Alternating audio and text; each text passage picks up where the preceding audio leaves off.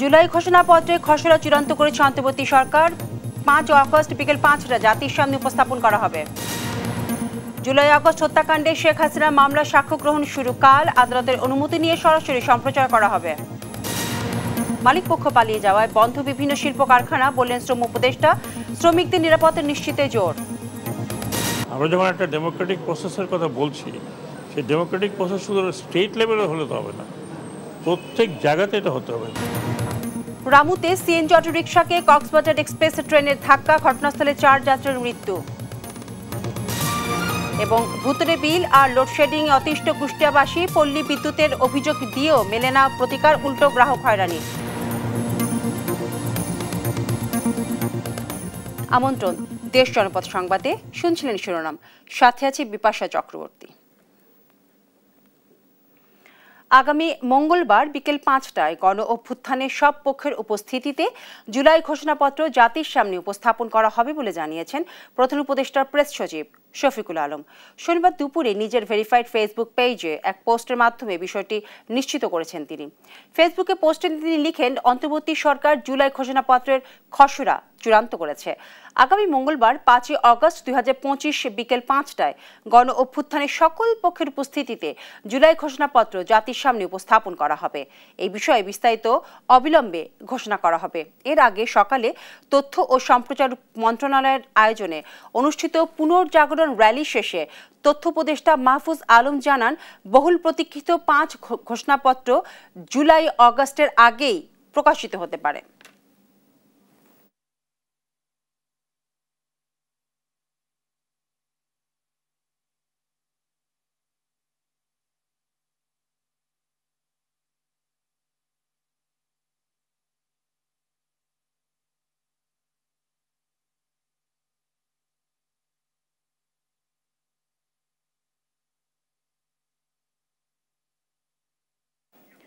জুলাই গণহত্যার মামলায় আন্তর্জাতিক অপরাধ ট্রাইব্যুনালে শেখ হাসিনার বিরুদ্ধে প্রথম সাক্ষ্য গ্রহণ শুরু হবে আগামীকাল।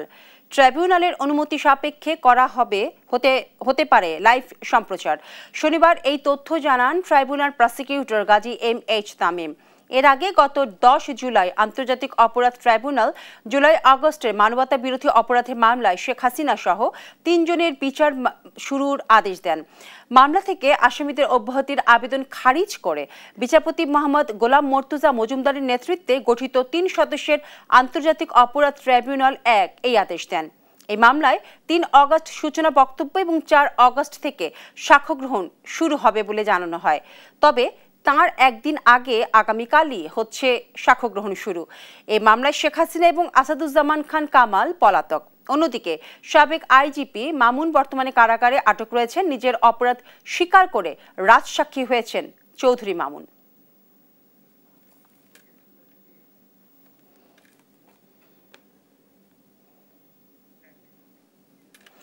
আওয়ামী লীগ সরকারের পতনের 2 দিন আগে ছাত্র জনতার আন্দোলনে গুলিবর্ষণে এক দোকান কর্মচারী নিহতের ঘটনায় করা মামলার অভিযোগপত্র জমা দিয়েছে পুলিশ। চাঁদগাঁও থানার ভারপ্রাপ্ত কর্মকর্তা আফতাব আহমেদ শনিবার বিষয়টি নিশ্চিত করেন। এর আগে বৃহস্পতিবার অভিযোগপত্রটি চট্টগ্রামের মুখ্য মহানগর হাকিম আদালতে দাখিল করা হয়। অভিযোগপত্রে দণ্ডবিধির 302 ধারায় হত্যার অভিযোগে সাবেক পররাষ্ট্রমন্ত্রী হাসান মাহমুদ, সাবেক ভূমিমন্ত্রী সাইফুজ্জামান চৌধুরী জাভেদ, সাবেক শিক্ষামন্ত্রী মুহিবুল হাসান চৌধুরী নওফেল সহ 231 জনকে আসামি করা হয়েছে। সাক্ষী করা হয়েছে 128 জনকে। আদালত 25 আগস্ট বাদীর উপস্থিতিতে অভিযোগপত্রের ওপর শুনানির সময় নির্ধারণ করেছেন।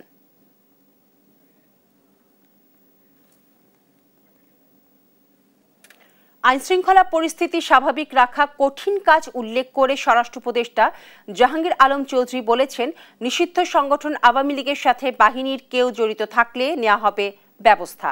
এদিকে জুলাই আন্দোলনে রায়ের বাজার বধ্যভূমিতে দাফন করা 114 গণকবর থেকে 114 জনের গণকবর থেকে মরদেহ তুলে ডিএনএ পরীক্ষার মাধ্যমে পরিবারের কাছে হস্তান্তরের কথা জানিয়েছেন স্বরাষ্ট্র উপদেষ্টা। আরো জানাচ্ছেন সাদ আহমেদ। থানার সার্বিক কার্যক্রম পরিদর্শনে শনিবার সকালে রাজধানীর মোহাম্মদপুর থানায় যান স্বরাষ্ট্র উপদেষ্টা অবসরপ্রাপ্ত লেফটেন্যান্ট জেনারেল জাহাঙ্গীর আলম চৌধুরী। এ সময় থানার বিভিন্ন কক্ষ পরিদর্শন করেন তিনি। পরে সাংবাদিকদের কাছে নিরাপত্তা ইস্যুতে নিজের অসহায়ত্ব প্রকাশ করেন স্বরাষ্ট্র উপদেষ্টা।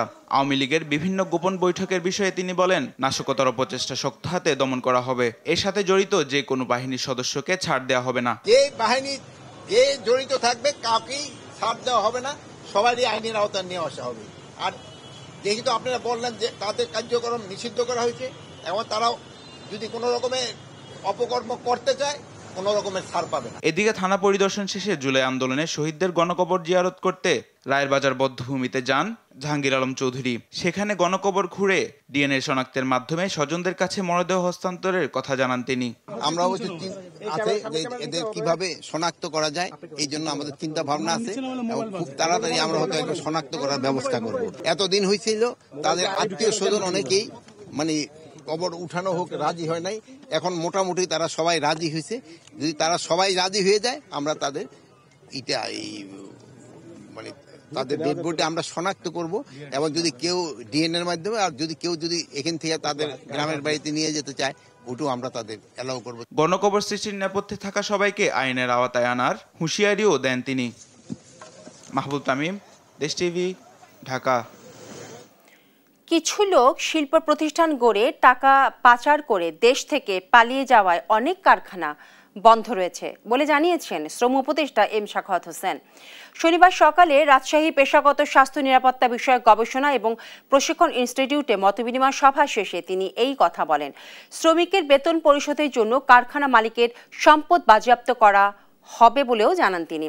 কাজ শেষে শ্রমিকদের নিরাপদে ঘরে ফেরা নিশ্চিতে জোর দেন শ্রম উপদেষ্টা। ট্রেড ইউনিয়ন নির্বাচনের পর শ্রমিক অসুবিধা দূর করতে নির্বাচিতদের সাথে আলোচনা করার কথাও জানান তিনি।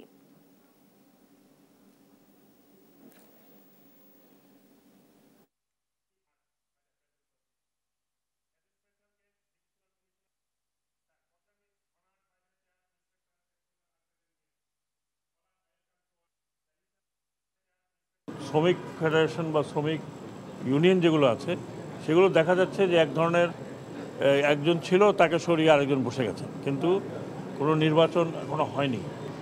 শ্রমিক লিডার এসেছিলেন এই অঞ্চলে, তাদেরকে বলেছি যে আপনারা নির্বাচিত হয়ে আসুন।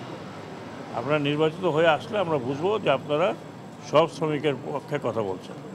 এটাই ছিল আমার এখানকার মেসেজ।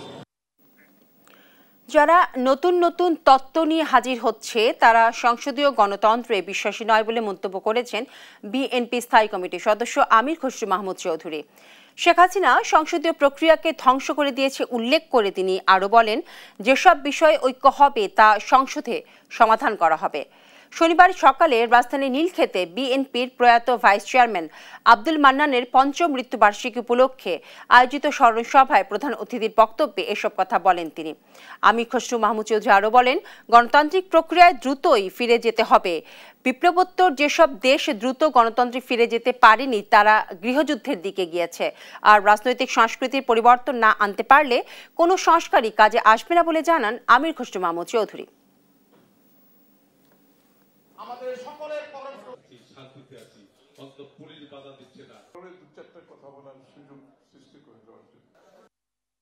অনেক ধরনের নতুন নতুন তথ্য আইডিয়া নিয়ে অনেকে আসছেন, তারা নিজেদেরকে খুব বেশি বুদ্ধিমান ব্যক্তি মনে করছে, অর্থাৎ তাদের মধ্যে সংসদীয় গণতন্ত্রের স্পিরিট বোঝার সুযোগ হয় না।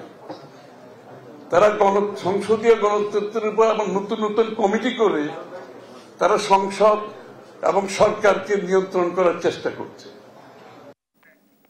বিভিন্ন রাজনৈতিক দলগুলোর মধ্যে দূরত্ব থাকলেও নির্বাচন নিয়ে কোনো মতবিরোধ নেই বলে মন্তব্য করেছেন বিএনপি স্থায়ী কমিটির সদস্য নজরুল ইসলাম খান। বলেন, খুব শিগগিরই জাতীয় নির্বাচন অনুষ্ঠিত হবে। সকালে ডিবেট ফর ডেমোক্রেসি আয়োজিত ছায়া সংসদ অনুষ্ঠানে তিনি এই কথা বলেন। ফ্যাসিবাদের বিরুদ্ধে রাজনৈতিক ঐক্য থাকতে হবে উল্লেখ করে নজরুল ইসলাম খান বলেন, বিরোধিতার নামে ফ্যাসিবাদের পুনরুত্থানের কোনো সুযোগ দেয়া যাবে না। অনেক বিষয়ে সংস্কার কমিশন হলেও শিক্ষার ব্যাপারে কোনো কমিশন হয়নি, যা দুঃখজনক। সম্প্রতি আওয়ামী লীগ এবং তার সহযোগী সংগঠনের প্রশিক্ষণ নিয়ে শঙ্কার কথা জানিয়ে বিএনপির এই নেতা বলেন, সব সেক্টরে আওয়ামী লীগের সুবিধাভোগীরা রয়েছে, তাই সবাইকে সতর্ক থাকতে হবে।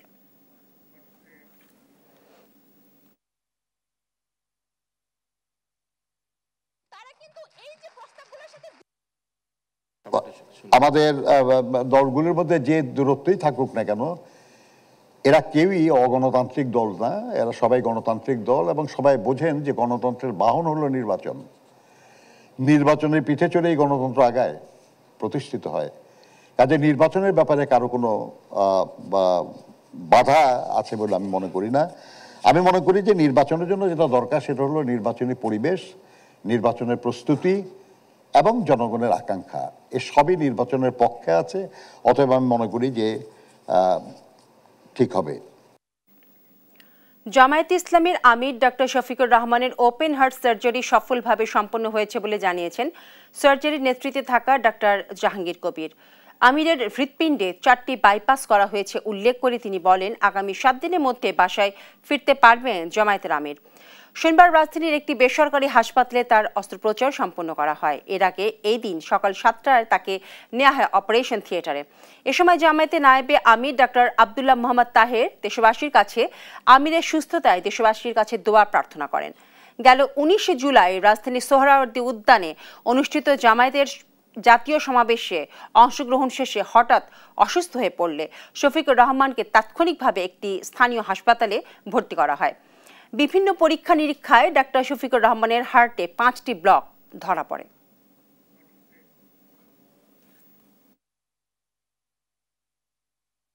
আমির জামাত নিজে বিদেশে যেতে চাননি এবং উনি বলেছেন উনি বাংলাদেশে করবেন। জাতির কাছে আমরা দোয়া প্রার্থনা করছি এবং এই সংবাদও দিতে চাই যত খুশি হয়েছি যে ওনার সার্জারি খুব স্মুথ হয়েছে আলহামদুলিল্লাহ। আমরা দেশবাসী এবং সারা দুনিয়ায় যারা আছেন শুভাকাঙ্ক্ষী তাদের কাছে প্রার্থনা করছি যাতে উনি অল্প সময়ের ভিতরে পূর্ণ সুস্থতা অর্জন করেন। রোববার শহীদ মিনারে নতুন বাংলাদেশের ইশতেহার ঘোষণা করা হবে বলে জানিয়েছে জাতীয় নাগরিক পার্টি এনসিপি। শনিবার সকাল 9:30টার পর এনসিপির ভেরিফাইড ফেসবুক পেজে এক পোস্টে এই কথা জানানো হয়। ওই পোস্টে বলা হয়, আগামীকাল 3 অগস্ট কেন্দ্রীয় শহীদ মিনারে নতুন বাংলাদেশের ইশতেহার ঘোষণা করা হবে। এর আগে গত বুধবার বিকেলে নরসিংদী শহরে পৌরসভার সামনে আয়োজিত পথসভায় এনসিপির আহ্বায়ক নাহিদ ইসলাম 3 অগস্ট ঢাকার কেন্দ্রীয় শহীদ মিনারে নতুন বাংলাদেশের ইশতেহারের ঘোষণা দেওয়া হবে বলেও জানান।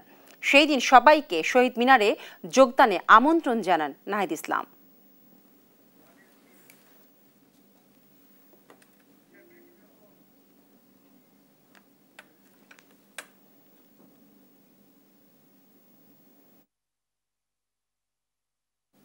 আপনারা দেখছেন ঢাকাগামী কক্সবাজার এক্সপ্রেস ট্রেনের ধাক্কায় সিএনজি চালিত অটোরিকশায় 4 যাত্রী মৃত্যু হয়েছে। নিহতদের মধ্যে নারী এবং শিশু রয়েছে। তাৎক্ষণিকভাবে তাদের পরিচয় পাওয়া যায়নি। শনিবার দুপুর 1টার দিকে রামু উপজেলার ধলিরছড়া ক্রসিংয়ে এই দুর্ঘটনা ঘটে। মরদেহগুলো রেল লাইনের 1 কিলোমিটার পর্যন্ত ছড়িয়ে ছিটিয়ে পড়ে। এদিকে বেলা 2:30টার দিকে চট্টগ্রাম থেকে ছেড়ে আসা প্রবাল এক্সপ্রেস ট্রেন দুর্ঘটনাস্থলে পৌঁছলে স্থানীয় জনতা ট্রেনটি আটকে দেয়। তারা মরদেহ উদ্ধার না হওয়া পর্যন্ত ট্রেন না ছাড়ার ঘোষণা দিয়েছেন। ঈদগাহ থানার ভারপ্রাপ্ত কর্মকর্তা মশিউর রহমান জানান, পুলিশ পরিস্থিতি নিয়ন্ত্রণের চেষ্টা করছে।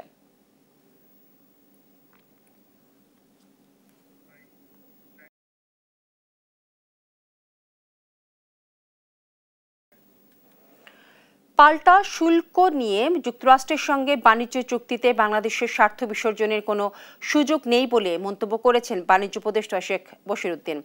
শুক্রবার যুক্তরাষ্ট্রের ওয়াশিংটনে বাংলাদেশ দূতাবাসের প্রেস মিনিস্টার গোলাম মর্তুজাকে দেয়া এক সাক্ষাৎকারে তিনি এই কথা বলেন। এ সময় তিনি জানান, বাণিজ্য চুক্তি সম্পন্ন হওয়ার পরে 2 দেশের যৌথ বিবৃতি সহ সব বিষয় জানানো হবে। গোপন চুক্তির প্রশ্নের জবাবে তিনি বলেন, কিছু বিষয় আন্তর্জাতিক বিধিতে নির্দিষ্টভাবে গোপন থাকে যাতে তৃতীয় কোনো দেশ বিষয়গুলোতে হস্তক্ষেপ করতে না পারে। তবে এর মাধ্যমে বাংলাদেশের স্বার্থ ক্ষুণ্ণ করা হয়নি বলেও নিশ্চিত করেন বাণিজ্য উপদেষ্টা।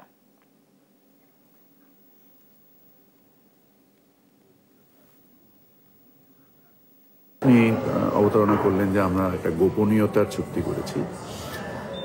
এটা শুধু আন্তর্জাতিক নীতিতে তো নির্দিষ্ট, এমনকি যদি আপনি স্থানীয়ভাবেও কোনো চুক্তি দেখেন, যখন দুটো ব্যবসায়িক সংগঠন বা ব্যাংক, বিমা এরা যখন কোনো চুক্তিতে উপনীত হয়, এনডিএ বা নন ডিসক্লোজার এগ্রিমেন্ট এটা খুবই একটা স্বাভাবিক বিষয়।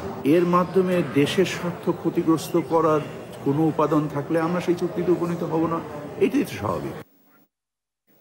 ভয়াবহ আগুনে রাজধানীর সুন্দরবন স্কয়ারের মার্কেটে পঞ্চম তলায় বিপুল পরিমাণ মালামাল পুড়ে গেছে। আগুন লাগার প্রায় সোয়া 1 ঘন্টার মধ্যেই 12টি ইউনিটের চেষ্টায় নিয়ন্ত্রণে আনে আগুন। পুরো ফ্লোরে গোডাউন থাকায় নিয়ন্ত্রণে বেগ পেতে হয় দমকল বাহিনীকে। এদিকে অগ্নি নির্বাপন ব্যবস্থা না থাকায় 3 বছর আগেই সুন্দরবন স্কয়ার মার্কেটের ভবনটিকে ঝুঁকিপূর্ণ ঘোষণা করেছে বলে জানায় ফায়ার সার্ভিস। এই ঘটনায় ঠিক কী পরিমাণ ক্ষয়ক্ষতি হয়েছে তা এখনও জানা যায়নি। হাসান আল মাহমুদের রিপোর্ট, জানাচ্ছেন এনআই নাহিদ। শনিবার সকাল 9:30টায় দোকান খোলার মুহূর্তে হঠাৎই আগুন লাগে রাজধানীর গুলিস্তানের সুন্দরবন স্কয়ার মার্কেটের 5ম তলায়। মুহূর্তেই আগুনের লেলিহান পুরো ফ্লোরে ছড়িয়ে পড়ে। খবর পেয়ে ঘটনাস্থলে পৌঁছায় ফায়ার সার্ভিসের 10টির বেশি ইউনিট। নিয়ন্ত্রণে প্রাণপণ চেষ্টা চালান দমকল কর্মীরা। ভবনের 5ম তলার একটু ইলেকট্রনিক্সের গোডাউনে আগুন লাগে বলে জানান প্রত্যক্ষদর্শীরা। জানা যাইতেছে অ্যাসিড থেকে আগুনটা লাগছে 5 তলাতে গোডাউনে। 9:40 মিনিটে আগুন লাগছে, এখনো আগুন নিয়ন্ত্রণে আনা যায়নি। প্রথমে কিছু মালামাল বাড়ি করার চেষ্টা করছে, যেহেতু প্লাস্টিকের এগুলা, এই কারণে 5 মিনিটের মধ্যে পুরো দোকান ছড়ায় গেছে। আগুনের ধোঁয়ায় ক্রমেই আশেপাশের দোকান এমনকি নিচতলা পর্যন্ত কালো ধোঁয়ায় অন্ধকার হয়ে যায়। এই সময় আতঙ্ক ছড়িয়ে পড়ে দোকান মালিক ও কর্মচারীদের মধ্যে। দিকবিদিক ছুটাছুটি করতে দেখা যায় ব্যবসায়ীদের। 9টা থেকে আমরা অনুভব করছি যে এখানে আগুন লাগছে দোকান খোলার পর। এরপর আমরা সবাই সাধ্যমতো চেষ্টা করছি আগুন নেভানোর জন্য। এরপরে ফায়ার সার্ভিসে খবর দেওয়া হয়েছে। ফায়ার সার্ভিসের প্রায় 1 ঘন্টার চেষ্টায় বেলা 11টায় নিয়ন্ত্রণে আসে আগুন। মার্কেটটিতে অগ্নি নির্বাপন ব্যবস্থা নেই জানিয়ে ফায়ার সার্ভিস জানায় এ ভবনটিকে আগেই ঝুঁকিপূর্ণ ঘোষণা করা হয়েছিল। এই মার্কেটে ফায়ার সার্ভিস সিভিল ডিফেন্সের কোনো সেফটি প্ল্যান নাই এবং বারবার আমরা নোটিশ দিয়ে যাচ্ছি, কোনো অগ্নি নিরাপদ ব্যবস্থাও নাই।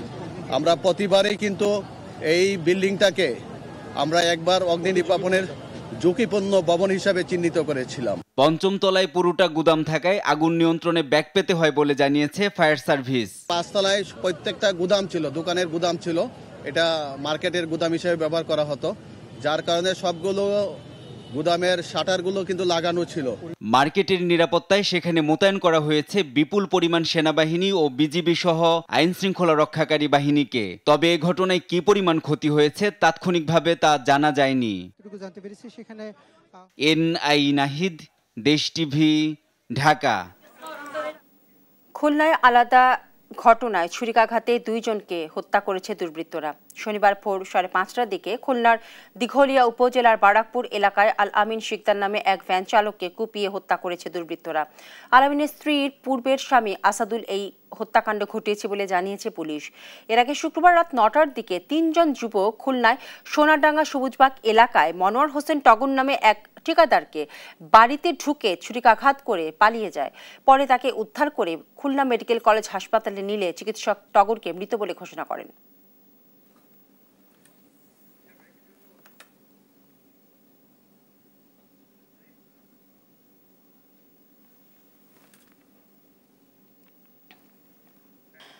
ভুতুরে পিল এবং লোডশেডিং সরবরাহে বিঘ্ন ঘটায় নানান সমস্যায় অতিষ্ঠ কুষ্টিয়া পল্লী বিদ্যুতের লাখ লাখ গ্রাহক। ঘন্টার পর ঘন্টা থেকে লোডশেডিং ব্যবহার না করেও মাসের পর মাস দিতে হয় অস্বাভাবিক বিদ্যুৎ বিল। কর্মকর্তা কর্মচারীদের অসহযোগিতায় দিনের পর দিন অভিযোগ দিয়েও মেলে না কোনো সুরাহা। ফলে দীর্ঘদিন ধরে হয়রানির শিকার হচ্ছে গ্রাহকরা। তবে পল্লী বিদ্যুতের সেবায় কোনো ভোগান্তি নেই দাবি কর্মকর্তাদের। ইরফান রানার ক্যামেরায় নাহিদ হাসান তিতাসের একটি রিপোর্ট। কুষ্টিয়া সদরের ঝালুপাড়া এলাকার মামুন হোসেন গত কয়েক মাস ধরে তার বিল বেড়েছে আগের তুলনায় কয়েক গুণ। কি কারণে এমন অস্বাভাবিক বিদ্যুৎ বিল এসেছে তাও জানা নেই তার। শুধু জানেন একই রকম বিদ্যুৎ ব্যবহার করে আগে 700 থেকে 800 টাকা বিল এলেও এখন আসে 1600 থেকে 1700 টাকা। এই বিল যে কি জন্য বাড়ছে এটাই আমরা আসলে জানতে চাচ্ছি। 120 ইউনিটেতে 280 ইউনিট কারেন্ট পড়েছে এবার, কিন্তু কারেন্টই ঠিক মতো থাকে না, অথচ বিল ইউনিট ক্রমেই বাড়ি যাচ্ছে। মামুনের মতো কুষ্টিয়া পল্লী বিদ্যুতের প্রায় 6 লাখ গ্রাহকেরই একই অবস্থা। ঘন্টার পর ঘন্টা থাকে লোডশেডিং, ব্যবহার না করেও মাসের পর মাস দিতে হয় অস্বাভাবিক বিদ্যুৎ বিল। দিনের পর দিন অভিযোগ দিয়েও মেলে না কোনো সুরাহা। কাল বৃষ্টি হয়েছে, কারেন্ট তো নাই, সারা রাত, সকালে একটু আইছে আর নাই কারেন্ট। এরকম যাওয়া আসার কারণে তো হচ্ছে গিয়ে আমরা খুব অসুস্থ হয়ে যাচ্ছি। কারেন্ট ঠিক মতো থাকে না, যায় আর আসে, কিন্তু বিল অতিরিক্তই বেশি আসে। গ্রাহকদের অভিযোগ, সামান্য ঝড় বৃষ্টিতেই বিঘ্নিত হয় বিদ্যুৎ সরবরাহ। কর্মকর্তা কর্মচারীদের অসহযোগিতায় ভোগান্তির শিকার হতে হয় তাদের। আগে দেখেছি ঝড় বৃষ্টি হলেও হালকা হলেও বিদ্যুৎ থাকে স্যার, এখন মেঘ কালো হলে বিদ্যুৎ বন্ধ। ওনাদের ফোনে ফোন দিলে নাম্বার সবসময় ব্যস্ত থাকে। কারেন্টের যদি সমস্যা হয় ফোন দিয়ে হচ্ছে তারা আসে না। তবে গ্রাহকদের অভিযোগ অস্বীকার করে কুষ্টিয়া পল্লী বিদ্যুৎ অফিসের কর্মকর্তারা বললেন, পল্লী বিদ্যুতের সেবায় কোনো ভোগান্তি নেই গ্রাহকদের। নিরবিচ্ছিন্ন সেবা দিতে বিভিন্ন প্রকল্প হাতে নিয়েছেন তারা। হ্যাঁ, আমাদের বিভিন্ন প্রকল্প কাজ করতেছে। এখানে নতুন করে সাবস্টেশন হচ্ছে, 33 কেবি লাইন হচ্ছে। আগামী 20 বছর পরে কি পরিমাণ চাহিদা হবে এগুলো টার্গেট করে নতুন করে সাবস্টেশন হচ্ছে, ইসলাম ইউনিভার্সিটিতে সাবস্টেশন হচ্ছে। পল্লী বিদ্যুতের গ্রাহকদের ভোগান্তি নিরসনে এমন অনিয়মের সঙ্গে জড়িত কর্মকর্তা কর্মচারীদের বিরুদ্ধে ব্যবস্থা সহ দ্রুত দুর্ভোগ লাঘবে কার্যকরী পদক্ষেপের দাবি গ্রাহকদের। নাইদা সান্তিতাস, দেশ টিভি, কুষ্টিয়া। মৌলভীবাজারের কুলাউড়া উপজেলার শুকনাছড়া নদীর পাড়ে এবং রবির বাজার কমরথা সড়কের পাশে উপজেলা প্রশাসনের ময়লার ভাগাড়ে বিপর্যস্ত এলাকার পরিবেশ। প্রশাসনের কাছে অভিযোগ দিয়েও কোনো প্রতিকার পাননি স্থানীয়রা। এ নিয়ে আরও জানাতে সরাসরি যুক্ত হচ্ছেন সহকর্মী সালে এরাহি কুটি। কুটি, ময়লার ভাগাড় নিয়ে কর্তৃপক্ষ কি বলতে চাইছেন আমাদেরকে জানাবেন। বিপাশা, আপনি যেমনটি বলছিলেন, এই মৌলভীবাজারের কুলাউড়া উপজেলার কৃত্রিম পাশা যে একটি স্বনামধন্য বাজার, এই বাজারের যে ময়লা আবর্জনা সেটা মৌলভীবাজারের কুলাউড়ার কর্মদা ইউনিয়নের যে একটি সংযোগ সড়ক রয়েছে, সেই রবির বাজারের সংযোগ সড়কের পাশে শুকনাচড়া নামক যে ছড়া রয়েছে, যেটি কালো পাহাড় থেকে নেমে এসে হাকালুকি হাওরে পতিত হয়েছে, সেই ছড়ার পাশে এবং কর্মদা সড়কের পাশে এই ময়লা আবর্জনাটা ফেলা হচ্ছে দীর্ঘদিন যাবৎ।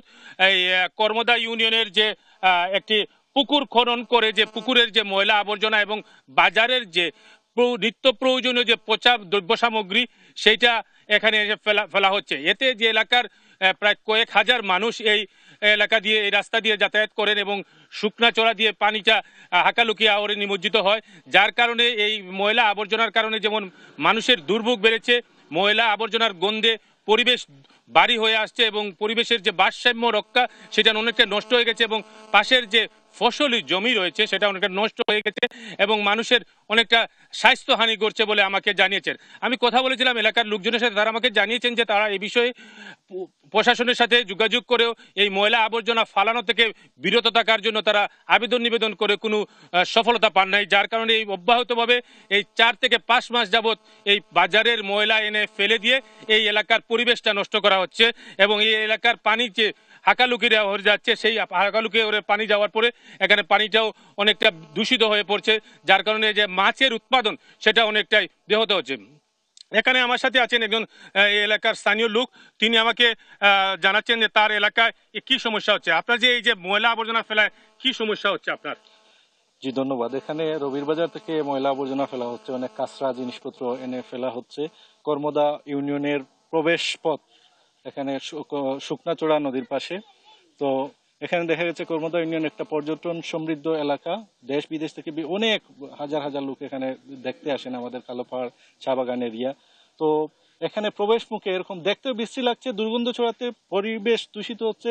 এই রাস্তা দিয়ে হাজার হাজার ছাত্রছাত্রী এবং আরো প্যাসেঞ্জার যারা আছে তারা যাতায়াত করে, একটা অত্যন্ত পরিবেশ দূষিত হচ্ছে। নিঃসন্দেহে আমরা বারবার জানিয়েও কোনো ফল হয় নাই, প্রশাসনের সাথে যোগাযোগ করেও এখানে অব্যাহতভাবে বাজারের কাঁচরা ময়লা সামগ্রী এখানে ফেলা হচ্ছে, এতে গিয়ে পরিবেশ দূষিত হচ্ছে। আমরা অবিলম্বে এর যথাযথ বিহিত ব্যবস্থা করার জন্য, আমরা গ্রহণ করার জন্য সংশ্লিষ্ট কর্তৃপক্ষের কাছে আবেদন জানাচ্ছি, অবিলম্বে যাতে এই জায়গাটা পরিষ্কার করা হয়, সম্ভব যদি পরিষ্কার করা হয়। জানাচ্ছেন এই এলাকার আরেকজন বাসিন্দা, তিনি জানাচ্ছেন যে এই এলাকায় পরিবেশের কি ক্ষতি হচ্ছে আপনাদের এলাকার এবং এই শুকনাচড়ার পানি কোথায় যে নিমজ্জিত হয়? আমাদের এলাকার পরিবেশ নষ্ট হচ্ছে, এই যে দুর্গন্ধ যেটা ছড়াচ্ছে, এই দুর্গন্ধ এলাকার মানুষ বাড়িঘরে টিকতে পারছে না। দ্বিতীয়ত হচ্ছে এই শুকনাছড়াতে আমরা লোকালি এলাকার লোকজন মাছ এখান থেকে শিকার করে, এই ময়লাগুলা শুকনাছড়া নদীতে যাওয়ার কারণে এই ছড়াটা গিয়ে ফানাই নদী হয়ে মনু হয়ে আহালুকি হাওরে চলে গেছে। তাই আমাদের এলাকার পরিবেশটা দূষণের একমাত্র দায়ী আমরা মনে করি প্রশাসনকে। গত মে মাসে আমরা এখানে ময়লা ফালানোর বিরুদ্ধে আমরা একটা অ্যাপ্লিকেশন করেছিলাম ডিসি সাহেবের কাছে, উনি বিষয়টি আমলে নেননি। পরবর্তীতে সময়ে যখন আমরা এই ময়লা পালানোর সময় আমরা এই গাড়িগুলাকে বাধা বিপত্তি করি, তখন ইউএনও সাহেব, এসিলেন্ট সাহেব সহ স্থানীয় নেতৃবৃন্দ, বিভিন্ন দলের নেতৃবৃন্দ এসেছিলেন, বলেছিলেন এখানে একটা গর্ত করা হবে টিন দিয়ে, রাস্তাকে ব্লক করে এখানে আলাদাভাবে জেলার লোকজনের সামনে, চোখের সামনে ময়লাগুলা আসবে না। কিন্তু আমরা কি দেখতে পেলাম রাস্তার পাশেই ময়লা রেখে দেওয়া হয়েছে আজকে 2-3 মাস যাবত। আমরা অনুরোধ করব আচ্ছা, আপনি যেমনটি শুনছিলেন যে এই এলাকায় ময়লা ফালানো নিয়ে পরিবেশের যে ক্ষতি হচ্ছে, এবং যে আরেকটি বিষয় যেটা হচ্ছে এই কালো পাহাড়, যেটা এই রাস্তা দিয়েই অনেক পর্যটক কালো পাহাড়ে যান, সেই কালো পাহাড় যাওয়ার ক্ষেত্রে যে পর্যটকদের নানাবিধ সমস্যা হচ্ছে, যেমনটি হচ্ছে স্থানীয় শিক্ষার্থী সহ এলাকার জনগণের, তেমনি সমস্যা হচ্ছে পর্যটকদের।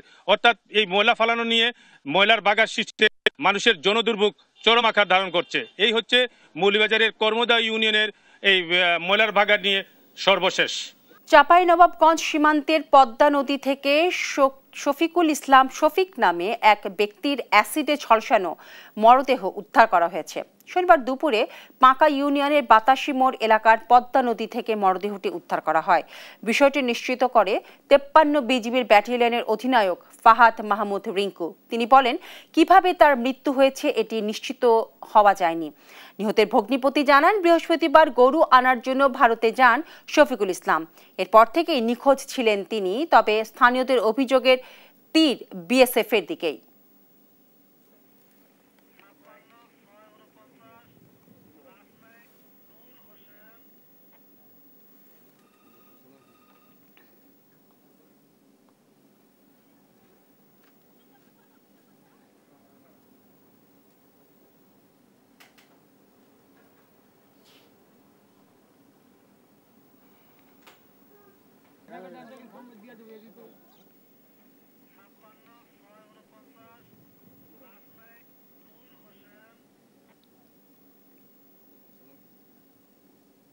পটুয়াখালীর কলাপাড়া হাসপাতালে দীর্ঘদিন ধরে চিকিৎসক সংকট চলছে। ফলে চিকিৎসকদের অতিরিক্ত সময়ে কাজ করতে হচ্ছে, যা তাদের অসুস্থ করে তুলছে। অপরদিকে চিকিৎসা না পেয়ে রোগীরা হতাশ। দ্রুত পর্যাপ্ত চিকিৎসক নিয়োগের দাবি জানিয়েছেন সংশ্লিষ্টরা। সহকর্মী সাইদ ইব্রাহিমের পাঠানো তথ্য এবং ছবিতে জানাচ্ছেন অঙ্কন চৌধুরী। পটুয়াখালীর কলাপাড়ায় মেগা প্রকল্পে কর্মরত হাজারো শ্রমিক সহ প্রায় 4000 মানুষের চিকিৎসার একমাত্র ভরসা কলাপাড়া 50 শয্যার হাসপাতাল। বছর অধিকাংশ সময় হাসপাতালটি রোগীতে পূর্ণ থাকে। অনেক সময় রোগীরা মেঝে ও করিডোরেও চিকিৎসা নিতে বাধ্য হন।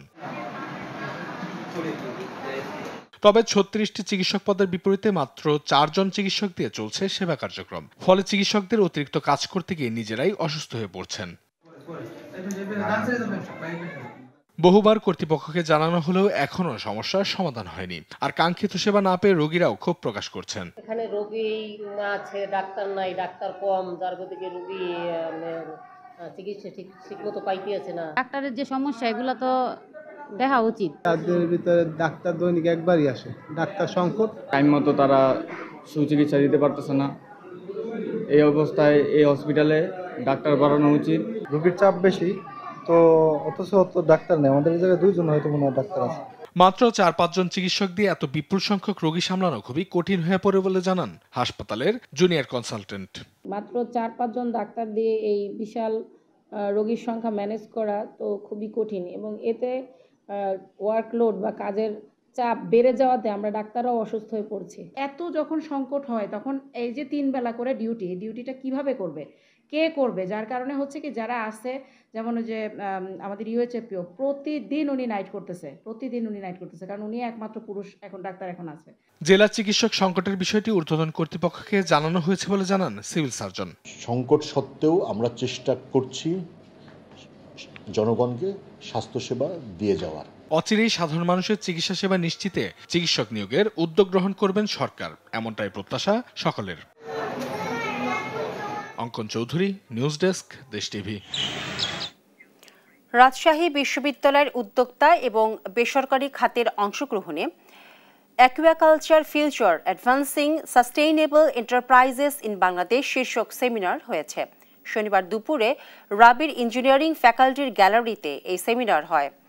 মৎস্য অনুষদের ডিন অধ্যাপক ডক্টর মোস্তাফিজুর রহমান মণ্ডলের সভাপতিত্বে কর্মশালায় উপস্থিত ছিলেন উপাচার্য অধ্যাপক doctor Saleh Hasan Nakib, pro VC অধ্যাপক ডক্টর মোহাম্মদ মাইনুদ্দিন, অধ্যাপক ডক্টর মোহাম্মদ ফরিদউদ্দিন খান এবং ঢাকা মৎস্য ভবনের উপপরিচালক ডক্টর মোহাম্মদ আমিমুল এহসান।